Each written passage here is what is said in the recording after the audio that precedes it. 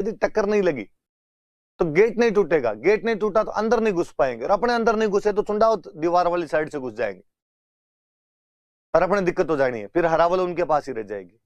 वो बल्लू जो सक्तावतों का नेता था, उसने कहा हाथी से टक्कर मारेगा नहीं, हाथी को भगा के लाए पर हाथी वहां आके रुक जाए उन किलों को देख के।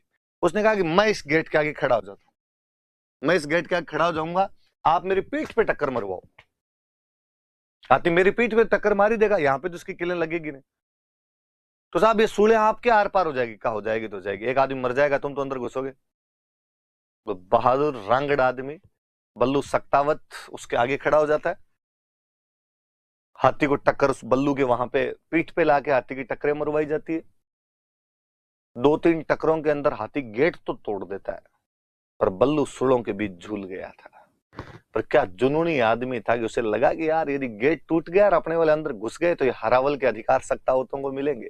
पीढ़ियों पीढ़ियों तक मेवाड़ की सेना जब भी लड़ने जाएगी तो सबसे पहले रण मरण का सौभाग्य जो प्राप्त होगा वो मेरे वंशजों को प्राप्त होगा, मेरे साथियों का प्राप्त होगा।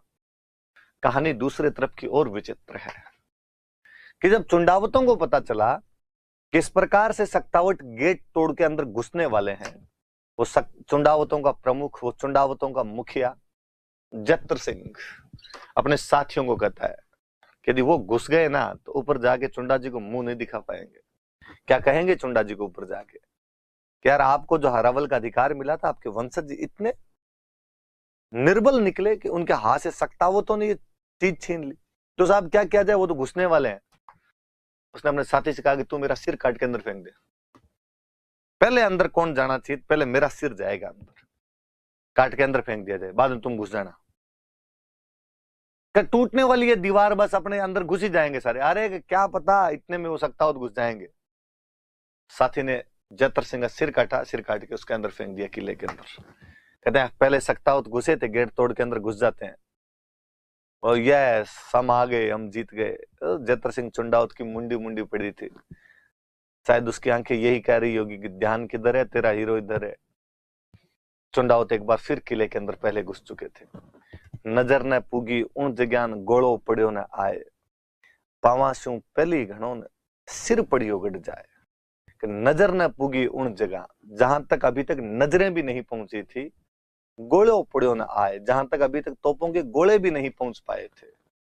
पावाशू पहली घणों पैरों से भी बहुत पहले सिर पड़ियो गड़ जाए।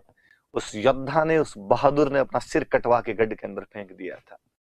ऐसे जुन्नी लोग थे, तब तोड़ लिखता है। जब राजस्थान से ज्यादा बहादुर लोग नहीं देखे हैं। किन बातों के लिए, किन चीजों के लिए मरना कितना सरल कर दिया था उन लोगों ने। तब कहते हैं कि जब राजस्थान वो जगह है जिस धरती के लोगों ने रक्त को पानी से भी सस्ता करके रख दिया था। यहाँ पे खून की तो कोई कीमत ही नहीं थी। हर आदमी किसी बात के लिए कभी मरने के लिए, लड़ने के लिए तैयार हो जाया करता था। आपसे कोई पूछेगा कि वह किला कौन सा है जहां पर हरावल को लेकर लोग लड़ पड़े थे, वो ऊंटाला का किला है। वो हरावल की लड़ाई किन के बीच हुई थी, तो सक्तावतों के और चुंडावतों के बीच हुई थी। उन दोनों के प्रमुख कौन थे? तो चुंडावतों का वो प्रमुख था जत्र सिंह और सक्तावतों का प्रमुख था बल्लू।